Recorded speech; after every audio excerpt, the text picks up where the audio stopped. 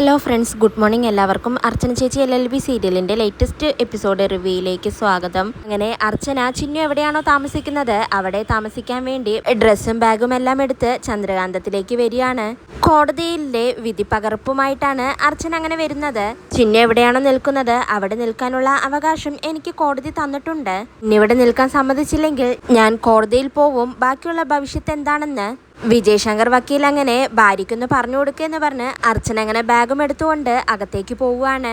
വിജയ് ശങ്കർ അപ്പോൾ ചന്ദ്രയോട് പറയുന്നുണ്ട്, അടുത്ത ഗെയിം തുടങ്ങിയിരിക്കുകയാണ് അർച്ചന എന്ന്. ചന്ദ്ര ഇപ്പോൾ പറയുന്നുണ്ട്, ആ ഗെയിമിലും അർച്ചന തന്നെ ജയിക്കുമായിരിക്കുമല്ലോ എന്ന് പറയാണ്. വിജയ് ശങ്കറിനെ അത് കേട്ടു ഉള്ളതും ദേഷ്യം വന്ന് അവിടുന്ന് പോകുന്നുണ്ട്. അമ്പാട്ടിലാണെങ്കിൽ ഇപ്പോഴും പ്രതിഷേധത്തിലാണ് രമ്യ തനിക്കുള്ള ഭക്ഷണം മാത്രം ഉണ്ടാക്കി രാവിലെ അങ്ങനെ കഴിക്കുകയാണ്. രമ്യ കഴിച്ചുകൊണ്ടിരിക്കുമ്പോഴാണ് അങ്ങോട്ടേക്ക് മഞ്ജുവും രുക്കുവും കൂടിയും വരുന്നത്. അവരും അങ്ങനെ ഡൈനിങ് ടേബിളിൽ ഇരുന്ന് കഴിക്കാനായി പോവുകയാണ്. കഴിക്കാനെടുക്കുന്നതും പാത്രത്തിലൊന്നും തന്നെ കാണുന്നില്ല. മഞ്ജു അപ്പോൾ പറയുന്നുണ്ട്, ഇതിലൊന്നും കാണുന്നില്ലല്ലോ, രമ്യയെ കഴിക്കാനുള്ള ചപ്പാത്തി എവിടെയാണ് വെച്ചിരിക്കുന്നത് എന്ന് ചോദിക്കുകയാണ്.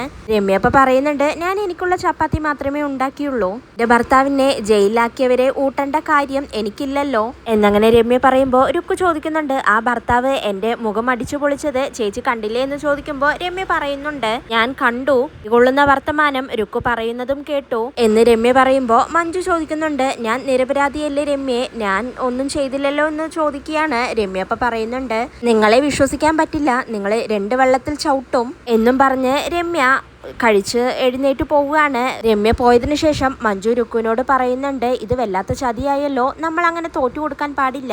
രുക്കു, നീ ഇപ്പൊ തന്നെ ഫോൺ എടുത്ത് ഫുഡ് ഓർഡർ ചെയ്യേ, എനിക്ക് ആലു പൊറോട്ട മതി, അതിന് ചിക്കനോ മട്ടനോ അതൊക്കെ നിന്റെ ഇഷ്ടമെന്ന് പറയുമ്പോൾ രുക്കു മഞ്ജുവിൽ നിന്ന് എസ്കേപ്പ് ആവാനായി പറയുന്നുണ്ട്, ചേച്ചി ഒരു കാര്യമുണ്ട്, എൻ്റെ അടുത്ത് ക്യാഷ് ഇല്ല, ചേച്ചി ഫോൺ എടുത്ത് ചേച്ചി തന്നെ ഓർഡർ ചെയ്യേ, എനിക്ക് ഫ്രൈഡ് റൈസ് മതി എന്ന് പറയുമ്പോൾ മഞ്ജു വേഗം തന്നെ പറയുന്നുണ്ട്, അതെ ഒരു പ്രശ്നമുണ്ട് രുക്കു, ഞാൻ അതിപ്പോഴാണ് ഓർത്തത്, പാഴ്സൽ ഫുഡൊന്നും വിശ്വസിച്ച് വാങ്ങിച്ച് കഴിക്കാൻ പാടില്ല, അതിലൊക്കെ എന്തൊക്കെ ചേർക്കുന്നുണ്ടെന്ന് ആർക്കറിയാം, ചിലപ്പോൾ പഴയതായിരിക്കും, വൃത്തിയില്ലാത്ത അന്തരീക്ഷത്തിലായിരിക്കും ഉണ്ടാക്കുന്നത്, നമ്മൾ എന്തിനാ വെറുതെ കയ്യിലിരിക്കുന്ന ക്യാഷ് കൊടുത്ത് അസുഖം വരുത്തി വെക്കുന്നതെന്ന് മഞ്ജു അങ്ങനെ ചോദിക്കുകയാണ്. രുക്കു അപ്പ പറയുന്നുണ്ട്, എന്നാലും ഒന്നും ഉണ്ടാക്കി വെക്കാതെ ഈ അർച്ചന ചേച്ചി എവിടെ പോയി എന്ന് ചോദിക്കുകയാണ്. മഞ്ജു അപ്പ പറയുന്നുണ്ട്, ശരിയാണല്ലോ, പക്ഷേ ചേച്ചി എന്തായാലും കോടതി പോയതല്ല, അങ്ങനെയാണെങ്കിൽ ഹരം ഉണ്ടാക്കുമായിരുന്നു എന്നങ്ങനെ മഞ്ജുവും രുക്കുവും അർച്ചനയെ കുറിച്ച് സംസാരിച്ചുകൊണ്ടിരിക്കുകയാണ്. അപ്പോഴാണ് രുക്കുവിന്റെ ഫോണിലേക്ക് ചന്ദ്ര വിളിക്കുന്നത്. അർച്ചന വന്നതിന്റെ കലിപ്പിലാണ് ചന്ദ്ര അങ്ങനെ രുക്കുവിനെ വിളിക്കുന്നത്. നീ എന്താ അർച്ചനയുടെ കാര്യം എന്നെ വിളിച്ച് പറയാതിരുന്നത് എന്ന് ചോദിക്കുമ്പോൾ രുക്കു ചോദിക്കുന്നുണ്ട്, എന്ത് കാര്യമെന്ന്. ചന്ദ്ര അപ്പൊ പറയുന്നുണ്ട്, അപ്പൊ അമ്പാട്ടിലുള്ളവരാരും അറിഞ്ഞിട്ടില്ലേ,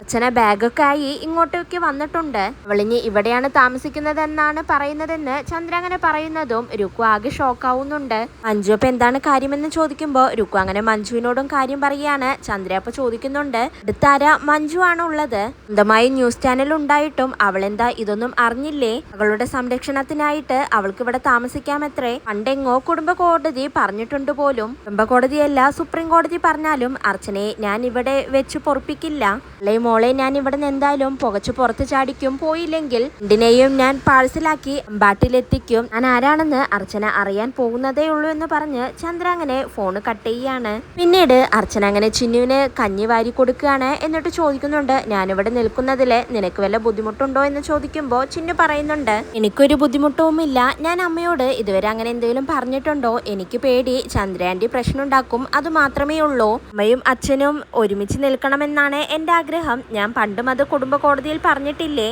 ഇത് തന്നെയാണ് എൻ്റെ ആഗ്രഹമെന്ന് ചിന്നു അങ്ങനെ പറയുമ്പോൾ അർച്ചന പറയുന്നുണ്ട്, ഇതിന് നടക്കില്ലെന്ന് ചിന്നുവിന് അറിയാത്തതല്ലോ, ഇപ്പൊ ഇവിടേക്ക് വന്നത് നിനക്ക് വേണ്ടിയാണ്, നിന്റെ അച്ഛൻ എന്നയാള് എന്റെ പരിഗണനയിലില്ല, മനുഷ്യനിപ്പോ എനിക്ക് വിജയ് ശങ്കർ എന്ന അഡ്വക്കേറ്റ് മാത്രമാണ്, ഞാൻ പ്രസിഡന്റ് ആയിരിക്കുന്ന ബാർ അസോസിയേഷനിലെ ഒരു അംഗം, അങ്ങനെ വേണമെങ്കിലും പറയാമെന്ന് അർച്ചന അങ്ങനെ ചിന്നുവിനോട് പറയാണ്. ചിന്നു അപ്പൊ ചോദിക്കുന്നുണ്ട്, അമ്മ ഇങ്ങോട്ടേക്ക് വന്നപ്പോ കുഞ്ഞമ്മാവനൊന്നും പറഞ്ഞില്ലേ എന്ന് ചോദിക്കുമ്പോൾ അർച്ചന പറയുന്നുണ്ട്, ഞാൻ ഇങ്ങോട്ടേക്ക് വന്നത് അവിടെ ആർക്കും അറിയില്ല, ആരോടും പറയാതെയാണ് പോന്നത്, അവിടെ ഞാൻ വരുന്നത് പറഞ്ഞിട്ടുണ്ടെങ്കിൽ അത് പിന്നെ വലിയൊരു ചർച്ചയാവും, ചുനെ വിളിച്ചു പറയാം, അവൻ മുകുന്ദനെ വിളിച്ച് അറിയിക്കട്ടെ, എന്തായാലും എനിക്ക് കുറച്ചു കഴിഞ്ഞ് ഓഫീസിലൊന്ന് പോവണം എന്ന് അർച്ചന പറയാണ്. ചിന്നുപ്പം മനസ്സിലങ്ങനെ ചിന്തിക്കുന്നുണ്ട്, അമ്മ ഇവിടെ ആയതുകൊണ്ട് ജെ.കെ. അങ്കിള് എന്നെ അന്വേഷിച്ച് വരില്ല, അത് വലിയൊരു ആശ്വാസമാണെന്ന് അങ്ങനെ ചിന്തിക്കുകയാണ്. അർച്ചന അപ്പൊ ചോദിക്കുന്നുണ്ട്, നീ എന്താണ് കാര്യമായിട്ട് ആലോചിക്കുന്നതെന്ന്. ചിന്നുപ്പ പറയുന്നുണ്ട്, ഒന്നുമില്ല അമ്മേ, എനിക്ക് കഞ്ഞി മതി എന്ന് പറയാണ്. അർച്ചന നിർബന്ധിക്കുന്നുണ്ടെങ്കിലും ചിന്നു മതിയെന്ന് പറയുന്നുണ്ട്.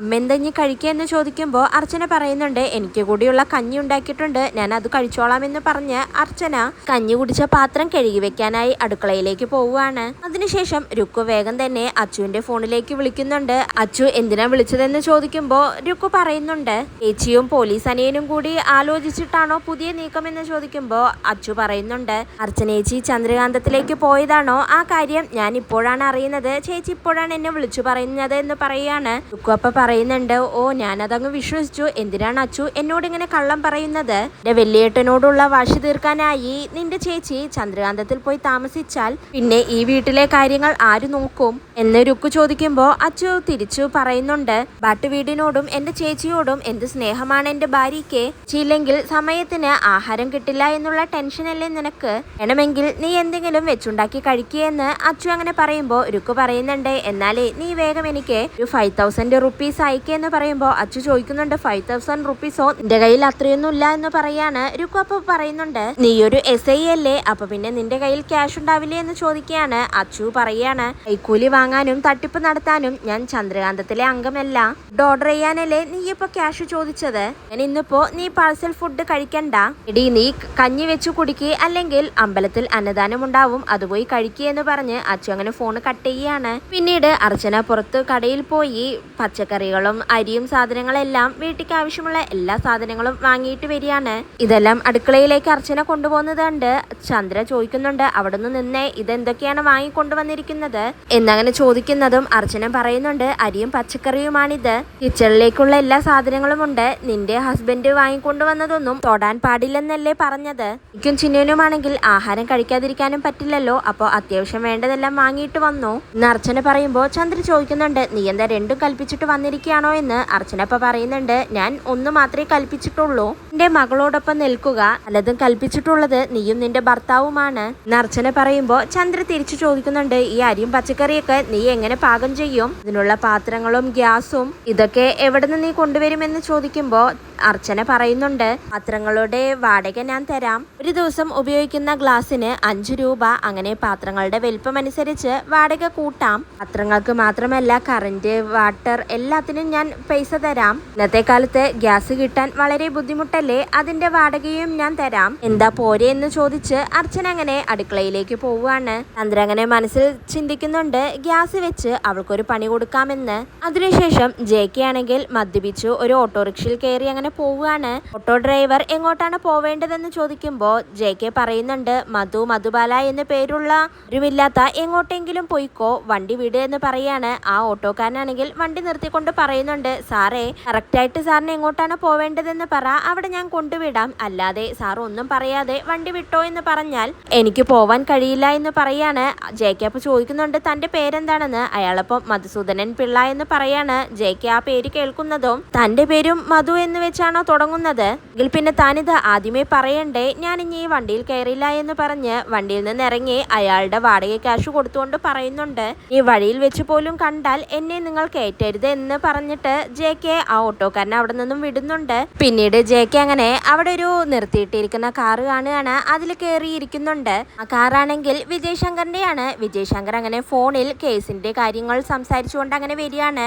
അങ്ങനെ ഫോണിൽ സംസാരിച്ചു കഴിഞ്ഞ് കാർ എടുത്ത് പോവാനായി നിൽക്കുമ്പോഴാണ് ബാക്ക് സീറ്റിൽ നിന്ന് ഒരു ശബ്ദം കേൾക്കുന്നത്. വിജയ് ശങ്കർ അങ്ങനെ തിരിഞ്ഞു നോക്കുന്ന സമയത്ത് അത് ജെ.കെ. ആയിരിക്കും. രണ്ടുപേരും അങ്ങനെ പരസ്പരം കണ്ട് ഞെട്ടുന്നുണ്ട്. ജെ.കെ. ചോദിക്കുന്നുണ്ട്, നിങ്ങൾ എന്താണ് ഇവിടെ എന്ന്. വിജയ് ശങ്കർ അപ്പൊ പറയുന്നുണ്ട്, ഇത് എന്റെ കാറാണ്, ഞാനെന്താ മദ്യപിച്ചിട്ടുണ്ടല്ലേ, കുടിയൊക്കെ നിർത്തി എഴുത്തിൽ സജീവമായെന്ന് കേട്ടു, പിന്നെയും തുടങ്ങിയെന്ന് ചോദിക്കുകയാണ്. എന്നിട്ട് വിജയ് ശങ്കർ അങ്ങനെ മനസ്സിൽ ചിന്തിക്കുന്നുണ്ട്, അച്ഛന് എന്റെ വീട്ടിൽ വന്ന് താമസിക്കുന്നതിന്റെ നിരാശയിലായിരിക്കും ഇവൻ കുടി തുടങ്ങിയത് എന്നങ്ങനെ ചിന്തിക്കുകയാണ് വിജയ് ശങ്കർ. എന്നിട്ട് ജെ.കെയോട് വണ്ടിയിൽ നിന്ന് ഇറങ്ങാനായി പറയുന്നുണ്ട്. ജെ.കെ. അപ്പൊ പറയുന്നുണ്ട്, എന്തായാലും കയറിപ്പോയില്ലേ, ഒരു ലിഫ്റ്റ് തായോ എന്ന് പറയുമ്പോൾ വിജയ് ശങ്കർ പറയുന്നുണ്ട്, അങ്ങനെ എനിക്ക് എന്റെ വണ്ടിയിൽ തന്നെ കൊണ്ടുപോവാൻ പറ്റില്ല, താൻ ഇറങ്ങുമെന്ന് പറയാണ്. ഞാൻ ഇറങ്ങില്ലെന്ന് പറഞ്ഞ് ജെ.കെ. അങ്ങനെ പ്രസംഗിക്കുന്നുണ്ടെങ്കിലും വിജയ് ശങ്കറിന് ദേഷ്യം വരികയാണ്. അങ്ങനെ ജെ.കെ. പറയുന്നുണ്ട്, ശരി ഞാൻ ഇറങ്ങാം എന്ന് പറഞ്ഞ് വണ്ടിയിൽ നിന്ന് ഇറങ്ങുന്നതും ദേഷ്യത്തോടെ വിജയ് ശങ്കർ കാറും എടുത്ത് എടുത്തുകൊണ്ട് പോകുന്നുണ്ട്. പിന്നീട് ചന്ദ്രയാണെങ്കിൽ അർച്ചനയ്ക്ക് പണി കൊടുക്കാനായി അടുക്കളയിൽ പോയി ഗ്യാസുള്ള സിലിണ്ടർ എടുത്ത് മാറ്റി ഗ്യാസ് ഇല്ലാത്ത സിലിണ്ടർ എടുത്ത്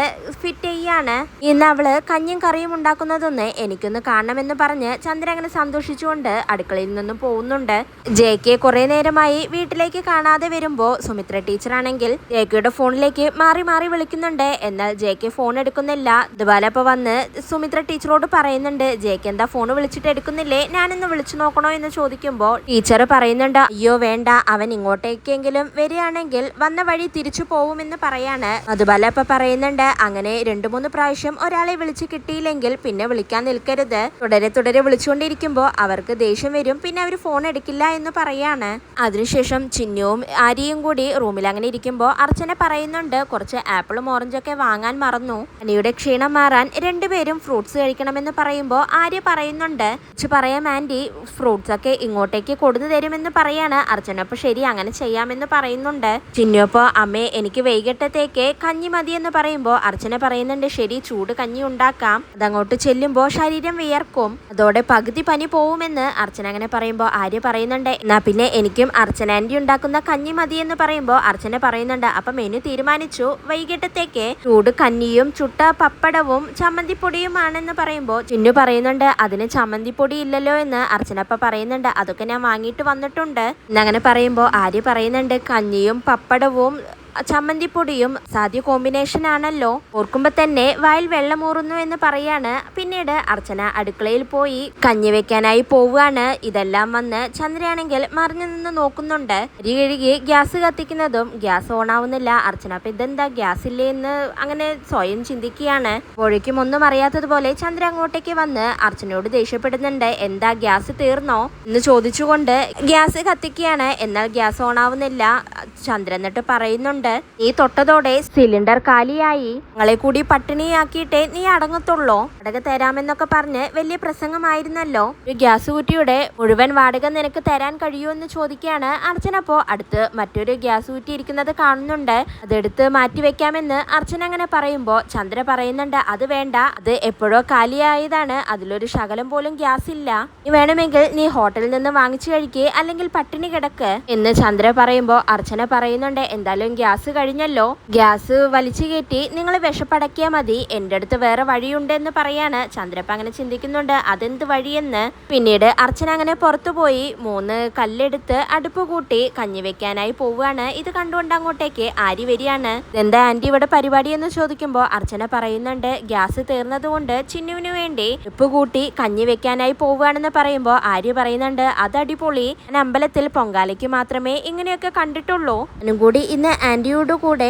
ഔട്ട്ഡോർ കുക്കിങ്ങിന് കൂടട്ടെ എന്ന് ആര്യ അങ്ങനെ ചോദിക്കുമ്പോൾ അർച്ചന പറയുന്നുണ്ട്, എങ്ങാനും നിന്റെ അമ്മ കണ്ടാൽ പിന്നെ അത് മതി വഴക്കിനെ എന്ന് പറയാണ്. പറഞ്ഞതുപോലെ തന്നെ ചന്ദ്ര അപ്പൊ പുറത്തേക്ക് ഫോൺ വിളിച്ചുകൊണ്ട് വരികയാണ്. അപ്പോഴാണ് ഈ കാഴ്ച കാണുന്നത്. ചന്ദ്ര ദേഷ്യം വന്ന് ആര്യയോട് ചോദിക്കുന്നുണ്ട്, ആര്യ ഇതെന്താ ഇവിടെ എന്ന് ചോദിക്കുമ്പോൾ ആര്യ പറയുന്നുണ്ട്, ആന്റി കഞ്ഞി ഉണ്ടാക്കാൻ പോവുകയാണ്, അമ്മ വരുന്നെങ്കിൽ വാ, നമുക്കിതൊരു ആഘോഷമാക്കാമെന്ന് ആര്യ അങ്ങനെ പറയുമ്പോൾ ചന്ദ്ര മനസ്സിൽ ചിന്തിക്കുന്നുണ്ട്, അതേതായാലും നന്നായി, ഇവള് അടുപ്പ് കത്തിച്ച് ഇവളുടെ മുഖം മൊത്തം കരിഞ്ഞ് കരിവാളിപ്പാവട്ടെ എന്നും ചിന്തിച്ചുകൊണ്ട് അങ്ങനെ നിൽക്കുമ്പോൾ ആര്യ വീണ്ടും ചന്ദ്രയെ അങ്ങോട്ടേക്ക് വിളിക്കുകയാണ്. ചന്ദ്ര ഇപ്പൊ ആര്യയുടെ അടുത്തേക്ക് വന്ന് ആര്യയോട് പറയുന്നുണ്ട്, നീ മിണ്ടാതെ അകത്തേക്ക് കയറി വാടി, നിനക്ക് കാണാൻ മാത്രം ഇവിടെ എന്ത് പേക്കൂത്താണ് നടക്കുന്നത്, വെറുതെ അടുപ്പിന്റെ അടുത്ത് ചെന്ന് പുക അടിച്ചേക്കരുത് എന്ന് ചന്ദ്ര അങ്ങനെ പറയാണ്.